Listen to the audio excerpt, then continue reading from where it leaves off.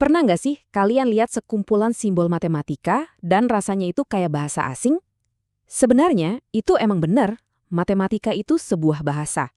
Nah, dalam beberapa menit ke depan, kita bakal belajar cara bacanya, menerjemahkan simbol-simbol abstrak itu jadi operasi nyata yang bikin sebuah drone bisa terbang. Anggap aja ini benar-benar kayak belajar baca partitur musik. Setiap simbol punya nadanya sendiri, setiap urutan punya ritme. Kita akan pecahin kode ini bareng-bareng, dan di akhir nanti Anda bakal bisa dengerin musik dari sistem sebuah drone yang lagi terbang.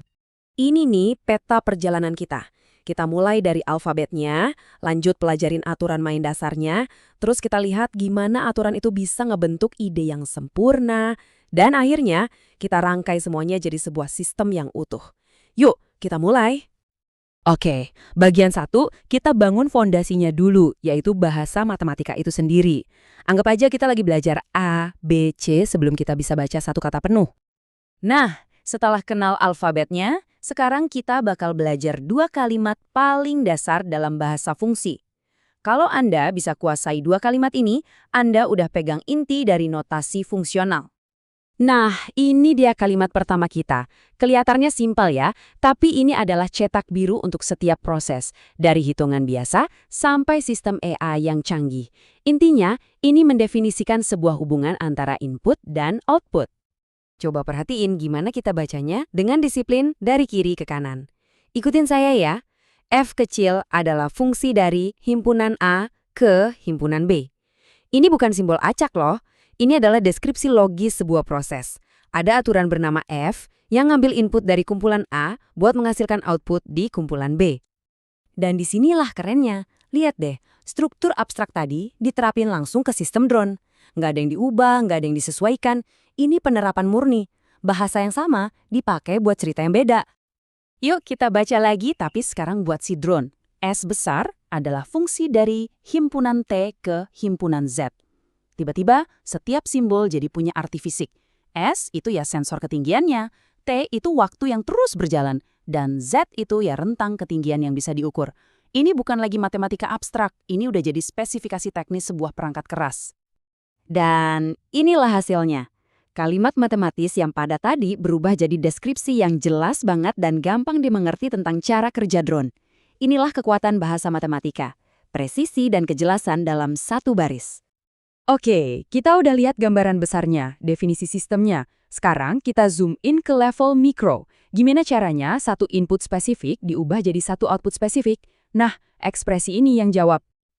Sekali lagi, kita lihat ada paralel yang sempurna. Di matematika murni, sebuah elemen X dipetakan ke hasilnya, yaitu Fx. Di drone, sebuah momen waktu yang spesifik T dipetakan ke bacaan sensor pas di waktu itu juga, yaitu St. Ini kayak satu denyut nadi dari sistemnya. Jadi, poin pentingnya ini nih. Ekspresi ini itu bukan cuma tulisan, ini adalah tindakan. Sebuah operasi yang terjadi ribuan kali per detik di dalam drone. Di detik ke-10,5, ukur ketinggian. Di detik ke-10,6, ukur lagi. Inilah jantung dari sistem navigasi drone yang kerja non-stop. Lanjut bagian 3, fungsi sempurna dan kebalikannya. Nah, setelah kita bisa baca kata-kata dasar, yuk kita pelajari tata bahasa atau properti yang bikin beberapa fungsi itu jadi kuat dan berguna banget. Di dunia fungsi, ada yang namanya fungsi bijektif. Anggap aja ini fungsi yang ideal atau sempurna. Dia bikin hubungan satu ke satu yang sempurna. Setiap input pasti punya satu output unik, dan semua kemungkinan output bisa tercapai.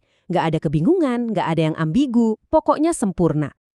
Dan karena fungsi ini sempurna banget, dia punya sesuatu yang super spesial. Fungsi inverse. Sebuah fungsi yang bisa membatalkan atau membalikan proses aslinya. Coba perhatiin, domain dan kodomainnya, X dan Y, sekarang tukeran tempat. Alur prosesnya dibalik. Cara paling gampang buat bayanginnya adalah, ini tuh kayak tombol undo atau Ctrl Z. Kamu masukin X, terus fungsi F mengubahnya. Nah, fungsi inverse F pangkat min 1 ini balikin lagi persis ke kondisi semula. Keren kan? Dan berguna banget. Terus, kenapa ini penting? Lihat ini deh. Dengan fungsi sensor biasa, kita nanya di waktu T berapa ketinggiannya. Tapi dengan fungsi inverse, kita bisa balik pertanyaannya. Drone ada di ketinggian 100 meter itu pas jam berapa ya? kita bisa kerja mundur dari hasil ke penyebab. Ini bukan cuma trik matematika loh. Insinyur pakai ini buat merencanakan misi. Misalnya, hitung kapan persisnya drone sampai di ketinggian 50 meter buat ambil foto. Mereka pakai buat analisis data, buat cari tahu kapan tepatnya ada anomali ketinggian pas drone udah mendarat.